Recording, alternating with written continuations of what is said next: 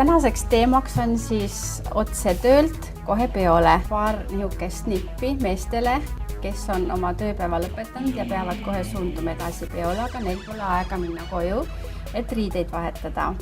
Selleks tegelikult ei olegi üldse palju vaja, piisab sellest, kui on näiteks kapis mingi uus triiksärk ja puhas, mida ta saab töö juures siis kohe ära vahetada või siis lisada näiteks sama triiksärgi juurde mingi aksessuaar, kas siis lipsu või siis näiteks plastrooni näol. Plastroon on niisugune tore asi, millest paljud Eesti mehed tegelikult ei ole teadlikud. Aga tegelikult see on hästi lihtne ja niisugune mõnus asi, mis on tegelikult trendikas ja teeb selle komplekti nagu hästi pidulikuks ja niisuguseks põnevaks.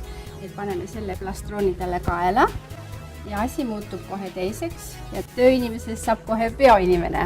Midagi keerulist siin ei ole, lihtsalt sellest tasaksest tõmbame läbi ja see võibki niisama niimoodi lohakalt ja lihtsalt siia jääda ja minu meelest on väga niisugune elegantne ja väga niisugune nooruslik ja kihvt kompleks on, nii et sellega võib täiesti minna peole, et ei tunne ennast kehvasti.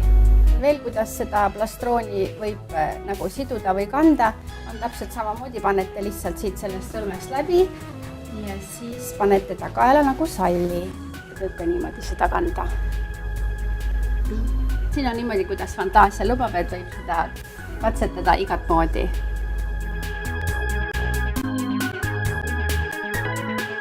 Nüüd on Taavi meil vahetanud ära särgi ja ülikonnast on saanud täiesti uus komplekt. Praegu on tal seljas sangari triibuga särk, millel on niisugused kaunistused juures, mida me saame ka kasutada, kui näiteks keerame need kätised üles tõmbame. Ja samasugune kaunistus on tal siin kraeservas sees ja mis on lipsuga harmoneerub väga hästi. Kui mõni arvab, et triip ja täpp ei sobi kokku, siis tegelikult nad sobivad kokku küll. Lihtsalt tuleb julgeda riskeerida ja tuleb lihtsalt fantaseerida. Kes ei julge väga kikilipsu kanda, siis võib ka panna niisuguse klassika selle lipsu ette, mis toob jälle niisugust särtsu sellele komplektile juurde, nii et seda annab ka varieerida mitmete lipsudega. Kindlasti üks tähtis asi on see, et ei tohiks ära unustada nahktalaga kinga. Kuna Eesti mees on tantsulõvi, siis võib kiskuda alati tantsuks ja selleks on alati hea kanda nahktalaga kinga. Kolmas variant on siis meil hästi niisugune pidulik, kuna praegu on nüüd saabumas kohe jõulud, siis võiks natukene ka komplekti juurde tuua niisuguse jõuluvärve. Selleks siis me panime Taavile ilusa punase lipsu, mis teeb teda niisuguseks eriti pidulikuks ja nooruslikuks ja kauniks.